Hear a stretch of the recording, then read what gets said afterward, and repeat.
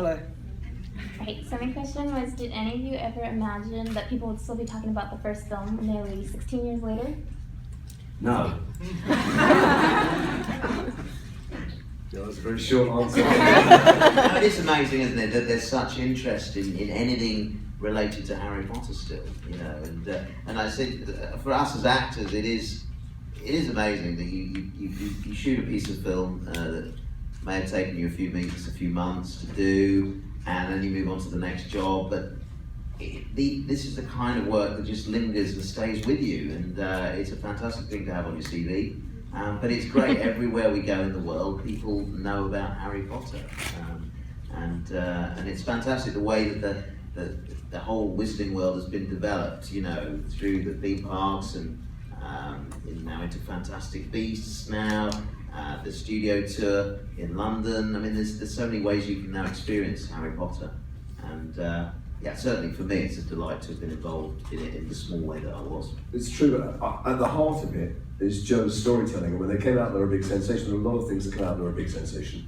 I'm not sure that people will be watching, with respect to them, Twilight in 20 years' time or 30 years' time. Or so. They were huge, the films and the books. And there's something she tapped into. We spend a lot of time, we get asked questions about the best, why do you think that's successful?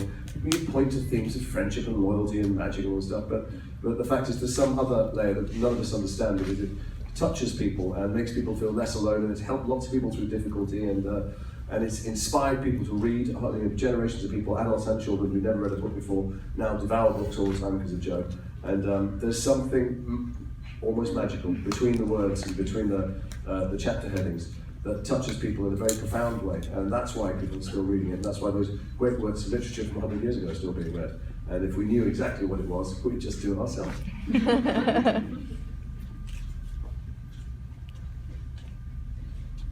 Have a good night. If you had the chance to go back and play anyone else from the films, who would it be and why? I'm too keen on Malfoys. I like the idea of when they do the 4D scratch and sniff version in 20 years that I'll get to be my old man. But no, yeah, I'm far too keen on the bad guys. You guys had an awful lot of fun. You two in particular playing the bad guys. I think I'd like to switch allegiances. Be on your side for a change. You're more than welcome, mate. I love a wig. I'd like to play Hermione, I think. I auditioned for Gilderoy Lockhart, and I was a little bit disappointed in the room when Chris Columbus said, "Would you mind reading Malfoy? Did you read the whole script?" And I said, "Yes." "Would you mind reading Mrs. Malfoy?" And I went, "Oh, sure." And I went outside, I called my agent immediately, and I said, "Listen, I want to go back in and read a different part. I don't want to do it." And he said, "Well, just go in and read it, you don't have to take a job." I said, "I don't want to play like a bad guy. I'm about to go off and do Captain Hook. I'm really not interested in doing." He said, "Just go in there, you never know what happened down the road." I went in and I read Mrs. Malfoy, and they phoned up and offered me a week later, and I said to my agent, "Tell him no, thanks very much, I appreciate it." And he said, "Well, take the weekend to think about it." And I said, "It's just too similar to Captain Hook and another guy." And he gave me the weekend, and my nephews called, and then my godchildren called, and then every child I knew and their parents called me and told me that I had to do it. Not because they cared about my career, but because they wanted to visit the set, I think. And so I took the job, and thank God that I did. So. Well, I was very happy with the 4 parts that I did play. Oh. Mic drop. He doesn't know how far on that.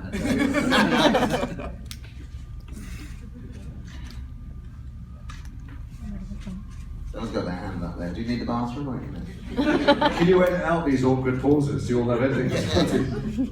I quite enjoy them. Tom, you said you didn't like, or you like playing the bad guy. All that work as an antagonist during those 10 years of your career, does that help you play other bad guys, if you will, in other movies that you've done? Are you able to draw on that experience? Yeah, I learned so much over the years. Not just about playing that kind of role, but mostly from just watching the adults. I forget that we really had some of the best training in the world, not consciously, just from being around these average actors. By being around them and seeing how they work, not just acting, but how they deal with stuff off the set, how they interact with the crew, how they levels of professionalism. Those are all things that I took for granted. It's only now that I work on other sets that I realize how good our training has been, really, thanks to the actors we had around us. The other side of it is that none of them are bad. That's the point, is that they're all good people. They are. They just don't quite know how to get to grips with it. And they're usually tortured, and they're usually, insecure, and they're usually the biggest bullied of the bunch. So it's a lot. It feels natural now to read a villainous character and to immediately sympathise with them and to find some reason to love them versus reasons to hate, which I think is good. Thank you. Hi guys, and thanks for being here tonight. So I have a question for young adults who I write for. What advice would you give your teen self looking back? I'd just give him a hug, man. There's nothing you could have told that kid, really. Enjoy it, take more photographs. Okay. Take more photos, steal more props. It'd worth a fortune now, wouldn't it? Yeah, not a lot really, to be honest with you. I think we savoured it as much as we could. And beautifully, blissfully unaware of what we were doing, really. Even though halfway through doing the films, I still didn't particularly think many people were watching them. It really sort of shocked me to find out that people were watching them all around the world. So, yeah, just a conglomerate of answers for you. I'd probably say that to be more aware that nobody really knows what the hell they're doing. It's a thing that you don't appreciate as much when you're younger. You assume everyone who's more experienced or is older than you is so assured in what they're doing and so confident.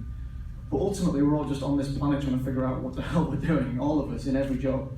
And I think that if more young people appreciate that we're all just trying to make the best of it, all of us, we're all pretending to try and make the best of it, it would put a lot of people at ease. There's a lot of pressure heaped on young people these days. And I think it's a lot of it's largely unnecessary, because we're all just trying to make our way, you know? That's very good, that. I like that. I can't remember being a teenager.